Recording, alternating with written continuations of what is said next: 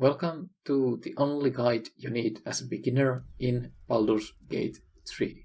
The purpose of this guide is to help you to pick your class and companions in order to receive the most enjoyment and content out of this game. And also, this saves you some time because you do not need to figure these things out yourself. Sure, figuring things out is part of the gaming experience usually, but I do not think that the things that I am going to mention in this video are going to take anything away from that process. I will try to keep the spoilers as minimum as possible, and when I make the recommendations for the good/evil party, I will not say which characters are evil or good. I will simply say that these combinations will work best in that setting. I will go through 3 different party setups. First is for those that wish to play this game through once. The second is those that want to play this game twice, as good and evil. And third is a bonus options for those, well, you will see. Before we get started, you should know that any information here or any other guide should be discarded based on your own preferences. For example, if you will find that the Shadowheart is an annoying emo child and you can't stand her, you should discard her regardless of anything said here or anywhere else. That being said, let's talk about Shadowheart. I think she is one of the main companions in the storyline and should be included in every group because of this. And the second character that I think should be included in the one playthrough campaign group is Lazael. While she is not as important as Shadowheart, in my opinion, I think she still plays a main role in many scenarios and should be included in the one playthrough campaign. And the last NPC slot can be filled with anything you like.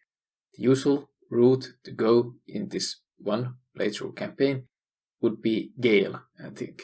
The other choice is Will, and if you're not re-speccing him, it might be hard to fit the Warlock in the usual party setting, where there is one melee, one caster, one rogue, and one healer.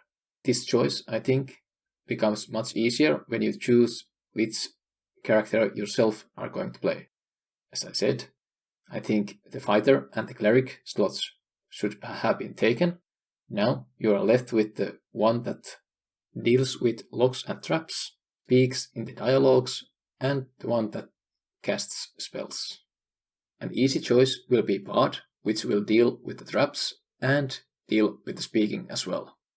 And it will leave the most options for the 4th slot in the group. Okay, next up, if you're planning to play the game through twice, also, before we go into that, if you're just going to play this game once, I think there might be good insights in this part of the video as well. So, the 2 playthroughs, the good and the evil party, should be following. First, the good party should include Will, Karlach, Gale, and Shadowheart. You yourself playing one of these characters. Also, you'll need to respec one of them into rogue class or something that can deal with traps and locks. Then, the so-called evil group. First, I want to say that I do not think this game is meant to play it as evil. You will just miss a lot of content playing like this, and it's just mostly just trying to break the game, mostly, if you do this. Especially if you play as a Dark Urge, which I think you should play if you are deciding to play as an evil. But if you insist, the evil group should include the Dark Urge as yourself, then Astarion, Lazael, and Mintara, or Shadowheart, one or another, and Mintara is an NPC that you can find in the Act 1. And when it comes to classes, as I said, in the good party, I think the Bard or the Rogue would make most sense. In the evil group, since you have the Astarion here, I think the Sorcerer would make most sense being the party phase and a spellcaster. And lastly, the bonus option for the companion choices is what I call the harem build. Oh well, you can guess it. It's basically picking up everything you want to fuck, I mean romance, and making choices based on those options. The usual setup for this would be starting the game with Shadowheart, Lasael, and Karlach. And one big tip that I can give regards to this group or build, however you want to say it, would be the pump and dump strategy, which is actually also the meta tactic in the popular mobile game Tinder. But yeah, here it works because of the certain game mechanics.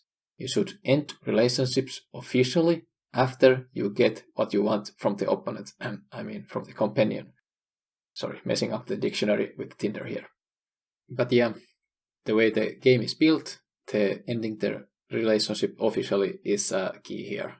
Even some NPCs are open to so-called open relationships. I think it works better if you just end up after the romance.